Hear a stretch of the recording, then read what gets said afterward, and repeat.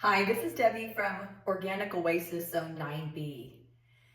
Today, I'm going to be making pizza dough in my Hamilton Beach bread maker. Tim and I still have tomatoes from our garden. Here we are in the middle of November and we're still harvesting tomatoes. This is California for you. We have crazy weather. It poured rain yesterday. It's 70 degrees today. But anyway, we get used to it, we deal with it, and it's awesome to be able to still be using fresh tomatoes in November. I mean, we're heading into winter and we've still got these. But I'm still trying to find recipes to use it up. And you know, if you're a gardener like me, at some point you're hoping winter sets in and you get a break. But I'm still trying to come up with recipes and be creative. So today, I'm going to make a Roman style pizza in a pan. I'm adapting a recipe that I got from the Perfect Loaf bread making cookbook, which I strongly recommend. It is an awesome book. It's actually taught me how to make sourdough, and everything I've made is wonderful. You can check out my Instagram. I'll try to link it in this video.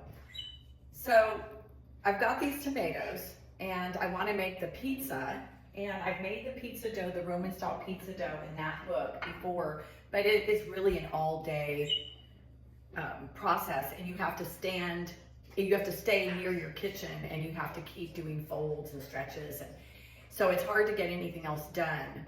I'm finding that one day a week I'm in my kitchen baking bread, so I'm trying some new things. And one of the things is I have this bread maker that I bought. I had one before, a different brand.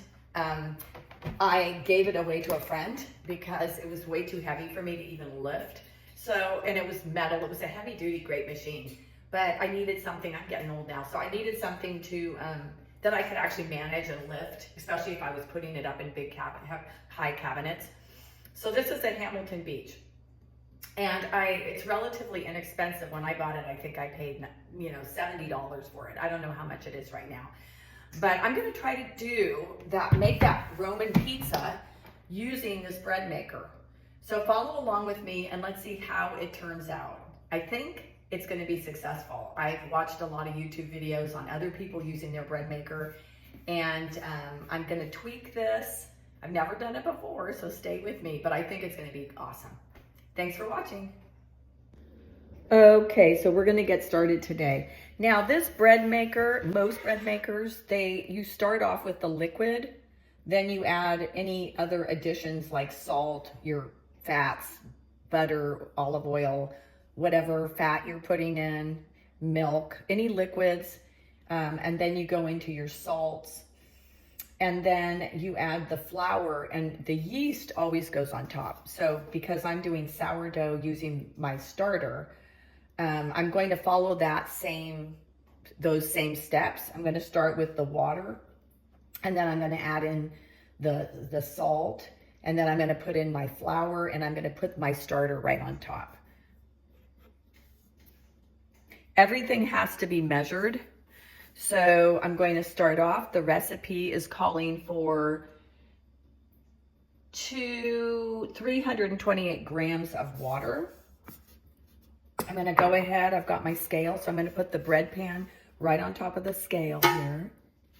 Turn on my scale. Make sure it's in grams and it's zeroed out. And now I'm going to add 328 grams. Now I heated this to about 78 degrees. It is cold in my kitchen. It's probably 60, it might be 67 degrees in here. And so the bread dough of the pizza dough desired temperature is 78 degrees. So I did heat up the water, and this will be inside this machine, and the machine will be warm and working. And so it should maintain the temperature in here. At some point when it's rising, if this cools too much, I'm going to have to put it in a different place that's warmer, because I need to get this bread to do its fermentation quickly, because I want this for dinner tonight. So also these little bread machines have the paddle that does the kneading. So this goes right in here. I've had trouble with this sticking before, and I have oiled it. Now it doesn't seem to stick anymore, so I'm not going to oil it. So I'm going to go ahead and pour in first my water, 328 grams.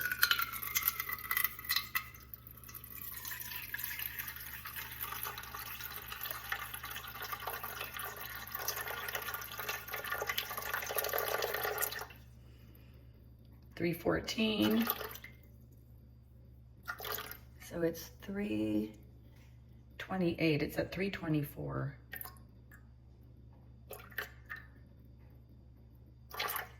Okay, it's 330. That should be fine. Okay, next this calls for olive oil. So I'm just going to go ahead, zero out my machine, and put this in. 12 grams.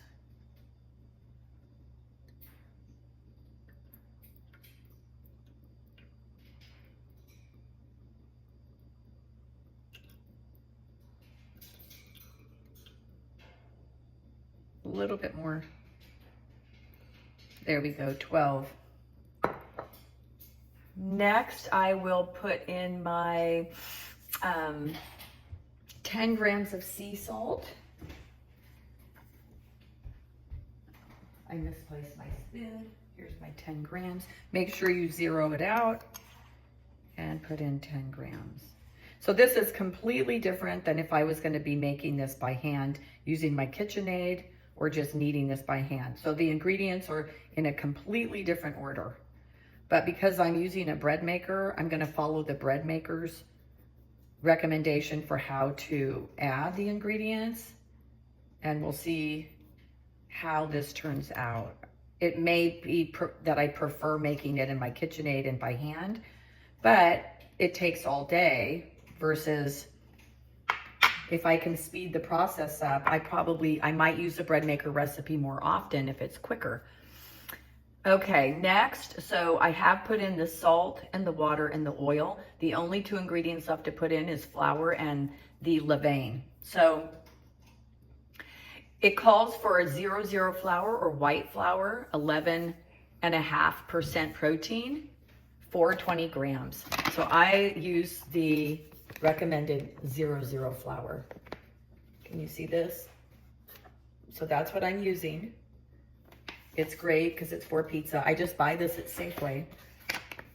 Okay, so zero this out and put in 420. Excuse me, I think I said 428. It's actually 420. Okay, so I'm going to add 420 grams.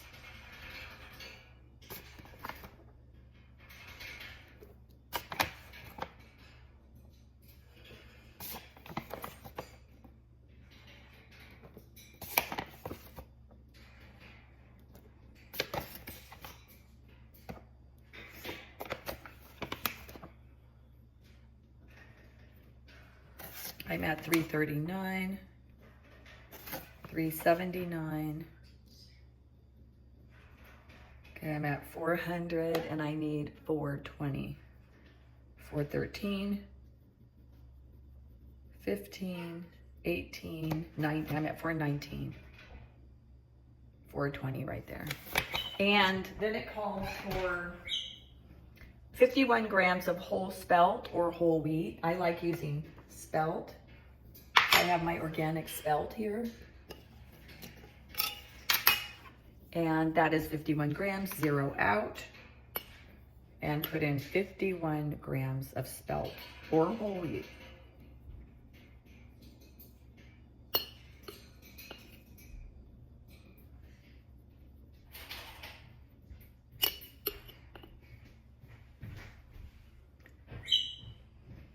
There's my 51 grams.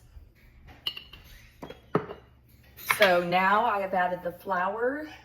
I've already put in the olive oil and the water and the sea salt, and now it calls for 80 grams of levain. So I wanted to explain that in this recipe, there is a levain that you can make. And the levain is actually going to be 38 grams of the 00 flour or white flour, 38 grams of water, and 4 grams of your sourdough starter.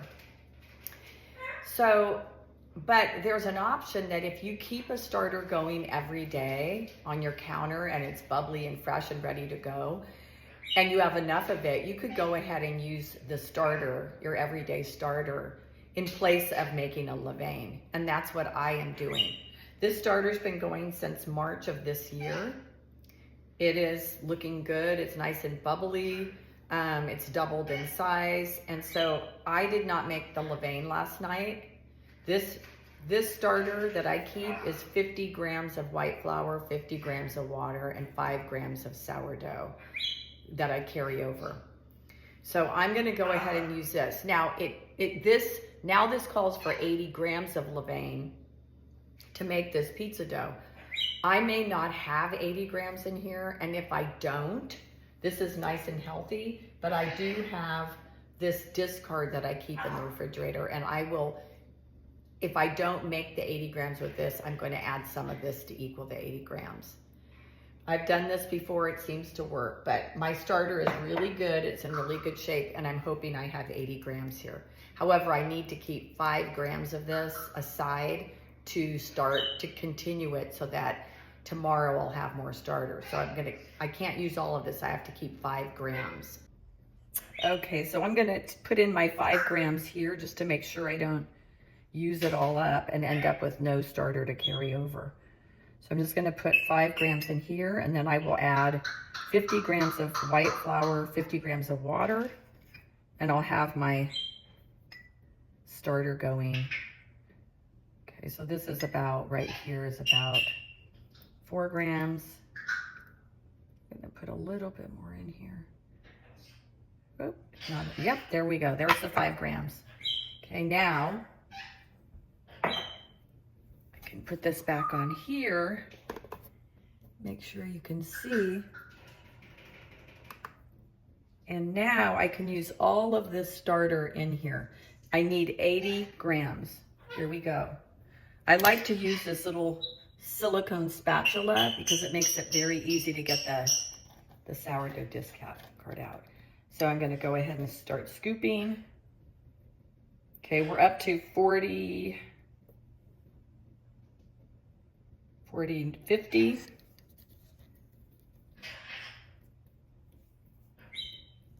Okay, we're up to 73. See, so I'm so close.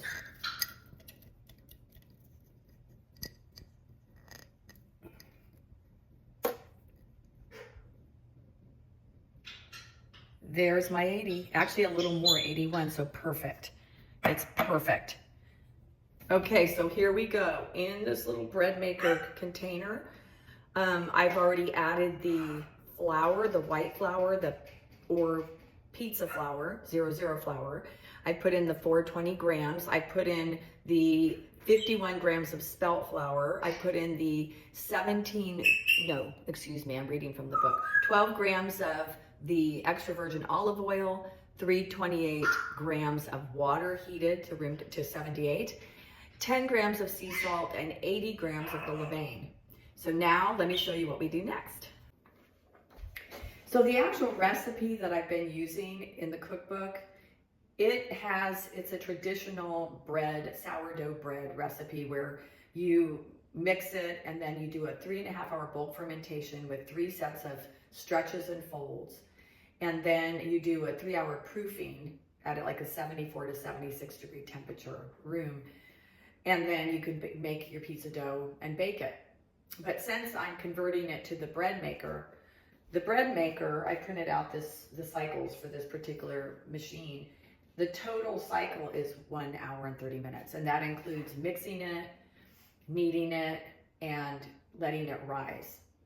So what I'm going to do to tweak this is that I'm going to look at this machine as doing my first bulk fermentation. It's kneading it, it's mixing it, it's kneading it, and it's letting it rise. But it will still need to proof for another 3 hours. So what I'm going to do is set the dough cycle. I'm going to set my timer on my watch for 1.5 hours. Then I'm going to come back. And after I come back to the machine, I'm going to just let it sit. I'm going to look at it to make sure it's okay. And then I'm going to let it sit for another at least 3 hours. And so I will be sort of copying the book, but using the bread maker for the mixing, the kneading, and the first rise. Sort of the bulk fermentation. And then I'll be proofing it. I may have to take this out of the bread machine if the bread machine isn't keeping it warm, which it won't, because the machine will at that point be turned off. I'll probably move this into my Kasori dehydrator where I have a warming pad and I use it as a proofing chamber I'll show you how I do that and we'll check in later, okay? Thanks for watching. So you can see the machine has settings here. It has a cycle setting. It has a crust setting, loaf size, delay setting, and a start stop. It also has 12 programs. Basic bread, French bread, gluten-free, quick, sweet, 1.5 pound express, 2 pound express, a dough cycle, jam cycle, cake cycle, whole grain, and bake cycle. I'm using number 8 dough, so I'm gonna go ahead and press it. Okay, I already had it on that, so I have to start over. 3. So I've got it now on the dough cycle, and it says it takes 1 hour and 30 minutes. So now I'm gonna put this in, filled with all the ingredients, and it shows you, it has a little diagram here to lock it or unlock it. This is a little tricky. You have to kind of position this until you can feel it lock into place. So there it is, and I just locked it into place. So now I'm going to press start. Okay, you can see this.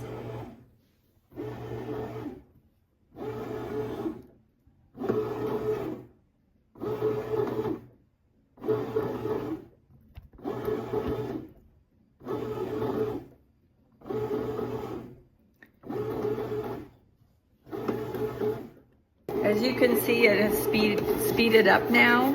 I'm going to go ahead and scrape down and make sure all the dough gets inside.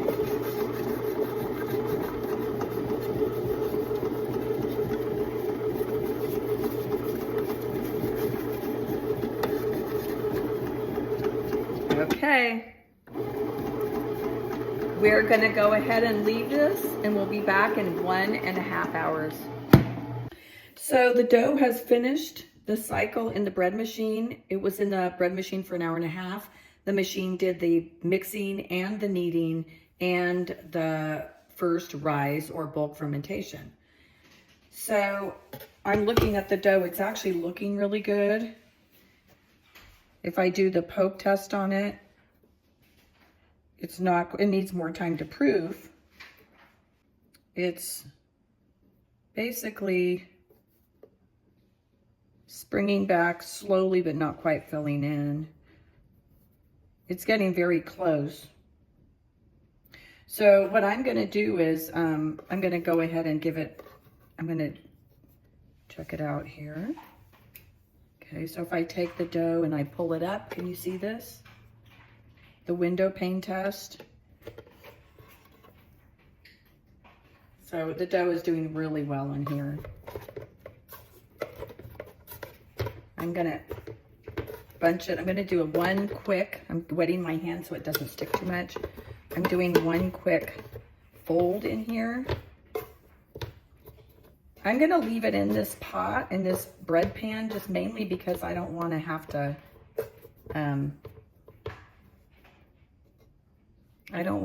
take it out and dirty another pan. I am gonna leave this dough for another 3 hours to do the proofing, but I'll show you what I'm going to do with it. So I have a Kasori dehydrator, which I really recommend. It's awesome. But what I started doing is, because my kitchen can get very cold, and then my dough does not ferment as fast, I have concocted this setup. So I've purchased Propagate Pro.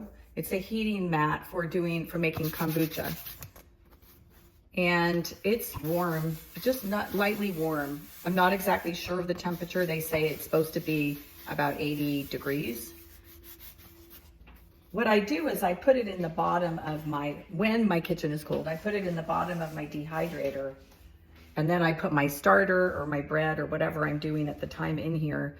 I also have this, it's a digital thermometer, and I keep that in here, and then I can tell what temperature my starter is at, or if I'm doing any kind of proofing or bulk fermentation, I can regulate the temperature. I either unplug this or I keep it plugged in, depending. And also heat rises, so I try to keep it low. So basically what I'm going to do with this bread I'm gonna put it in here. It fits in here with my pizza dough. I am going to cover it up. I have a baggie that I use. And I'm just gonna stick it in here. That keeps the dough from drying out. And I'm gonna put it inside here next to my starter. And I'm going to put this in here. Right now it's saying it's 73 degrees. So I'm going to actually, since that's plenty warm for now, I'm going to unplug the Propagate Pro and just leave the door shut. And that way I can regulate this. Now, if this starts dropping down below 73, if it starts to get colder, I'll plug it back in. So I'm gonna leave this for about 3 hours, then we'll check the dough again and it will be time to actually make the pizza. It's been 3 hours since the dough's been proofing, and I had it in my Kasori dehydrator. I never did heat up the pad that I showed you that I put in. The kitchen has stayed about 73 degrees. And so as you can see, it's looking pretty good. It's risen a lot. It has the bubbles on it. As you can see, if I do the touch, just the touch test, it's nice because it goes in, but see how it's slowly coming back? So it's looking like it's done proofing, which is really good. So what I'm gonna do now is I'm gonna sprinkle some rice flour here onto my mat.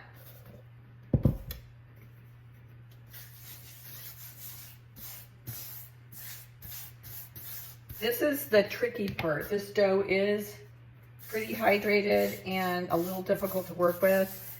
The recipe does call for taking it out of here onto the mat or onto your counter and shaping it into a rectangle and then putting it on your pan. This is a Roman style pizza, so it's going to be cooked in a pan. So I find that once I press it into a rectangle and then try to move it onto my pan, it's pretty difficult. But you can reshape it once you get it on the pan, which is probably what I'm going to end up doing. So I'm getting the dough off of here. I'm going to actually start using my wet hands to get the dough out. Okay. So I'm going to go ahead and sprinkle some more flour on top.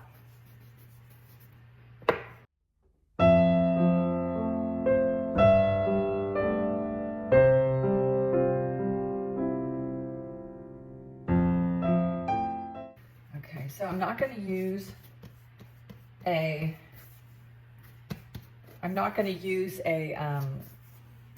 rolling pin on this dough, because when you work with sourdough, it's really not necessary, and it pushes a lot of the air out of the dough. So I'm just going to try to shape it a little bit into a rectangle. See if I can get it shaped.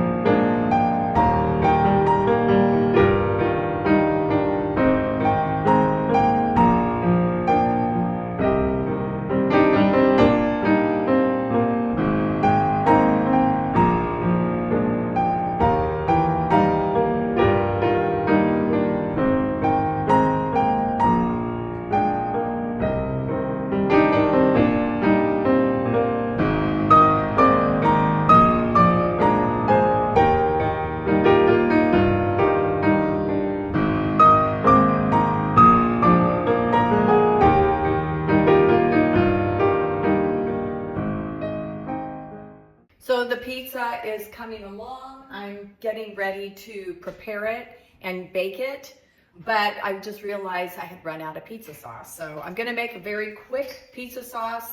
Again, it's from the Perfect Loaf book, and Mario, the author, calls it his go-to sauce for pizza. I've made it before. It's awesome and it's quick, and it's made with fresh grown tomatoes. He recommends you can also use a 28-ounce can of whole peeled tomatoes, and he recommends San Marzano or Bianco di Napoli. I have my own homegrown tomatoes that Tomato Tim made. I'm going to use those, but I'm cutting the recipe in half. I only need a little bit of pizza sauce. So I will show you how to make it. Please keep following along. Okay, so I'm cutting the pizza, the actual sauce in half. Instead of 28 ounces of tomatoes, I'm just going to put in 14. And I have my tomatoes cut and ready to go. I have my blender, my Vitamix blender, sitting here on top of the scale, and we're looking at ounces. So I just want to get 14 ounces of tomatoes.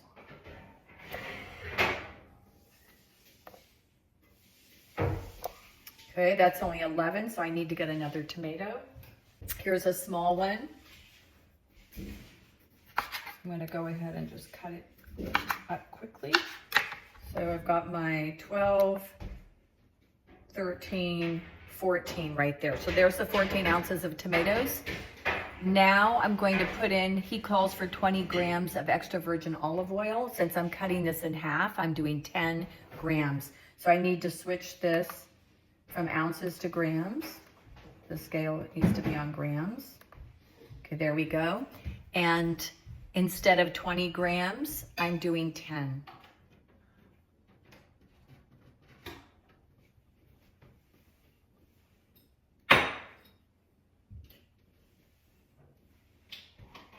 Okay, perfect. Now he calls for 3 grams of sea salt, and since I'm doing half, I'm only going to put in 1.5 grams of sea salt. Zero it out, and here we go. So 1.5 grams. Probably I'll just do 2. There we go, 2. All right, and he said go ahead and put in, he suggests a pinch of crushed red pepper flakes.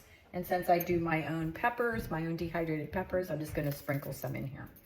Okay, this gets blended up in the Vitamix blender, and this becomes your pizza sauce. The pizza dough is here. It's looking great. As you can see, it has softened a little bit. It's relaxed a little bit, and it's really filling this. This is a 13 by 18 inch half sheet pan. So now, here's the sauce I just made, the pizza sauce. And again, it was simple, and it was only tomatoes, salt, some peppers, and olive oil. And I'm gonna go ahead and start just putting the sauce on, and just lightly, very lightly, spreading it here.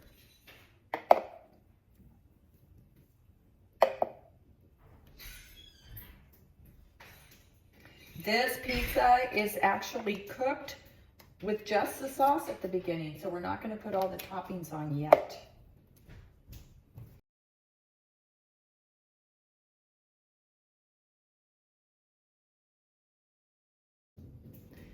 So I have my oven here. My oven, I heated it all the way to the max, which is 555 degrees, even though the recipe says 500. And I have my pizza stone in here. He recommends heating your oven for 1 hour to get it really hot. Mine has been heating for over an hour. I have a pizza stone in there. I just have my pizza dough with the sauce, and I'm gonna just slide it right in here. Make sure you're using gloves so that you don't burn yourself. And this will cook like this for 10 minutes. Then I will take it out, then I'll put all the toppings on top. So thanks for watching, and I'll see you in 10 minutes.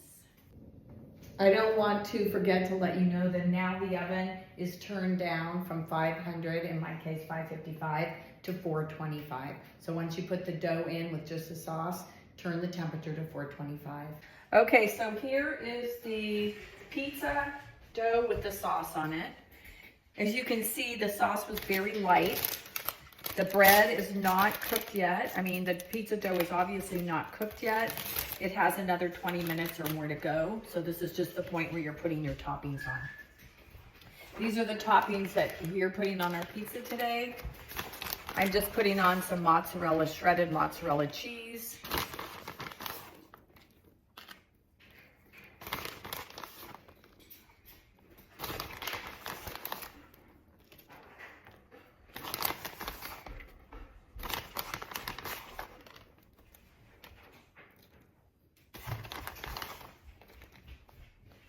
Shredded mozzarella cheese. You can put as much on as you want. You can put any kind of cheese you want. Then we have some sun-dried tomatoes from our garden that I sun-dried and preserved. We're going to sprinkle that on.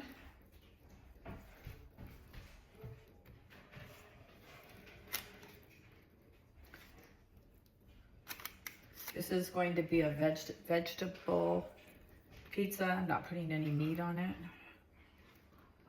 We're putting on tomatoes from our garden, the cherry tomatoes, so they have less moisture, so it won't make the pizza soggy.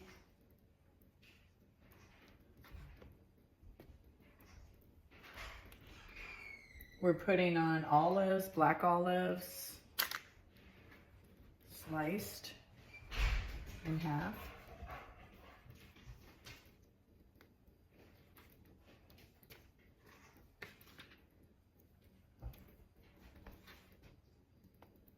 Putting on some artichoke hearts. I'm just going to load the pizza up with all this. As you see, I didn't put as much cheese on. Tim and I are both lactose intolerant, so I like cheese, but I can't eat tons of it. And the pizza will still be delicious without tons of cheese on it.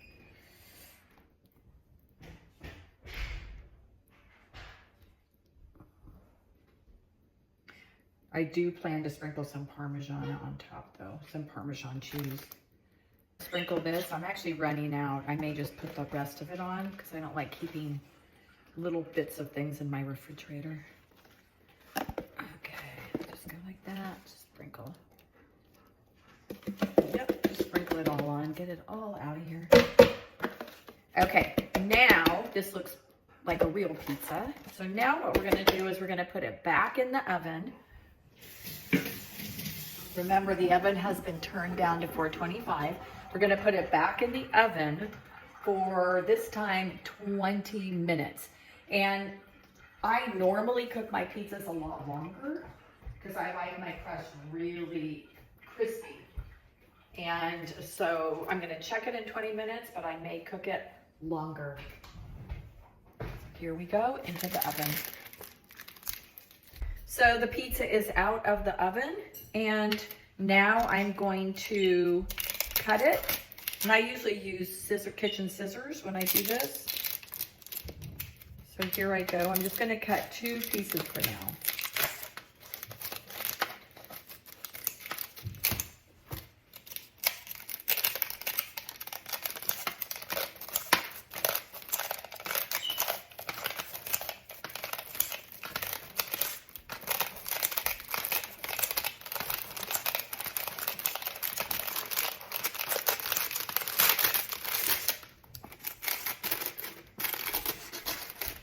Okay.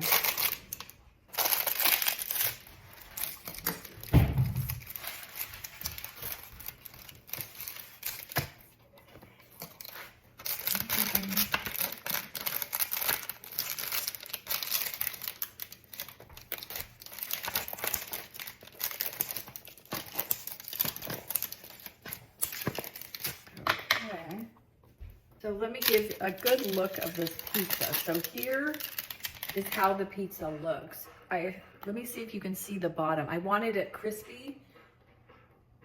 I wanted it brown on the bottom. So as you can see, it is brown on the bottom. See the texture here? So, and now my husband and I, Tomato Tim and I, are gonna eat this and we'll let you know how we like it. So Tim and I had this delicious Roman style pizza for dinner, And here is our review. Well, obviously my dogs approved it, Benny and Rosie, so it's approved by our dogs.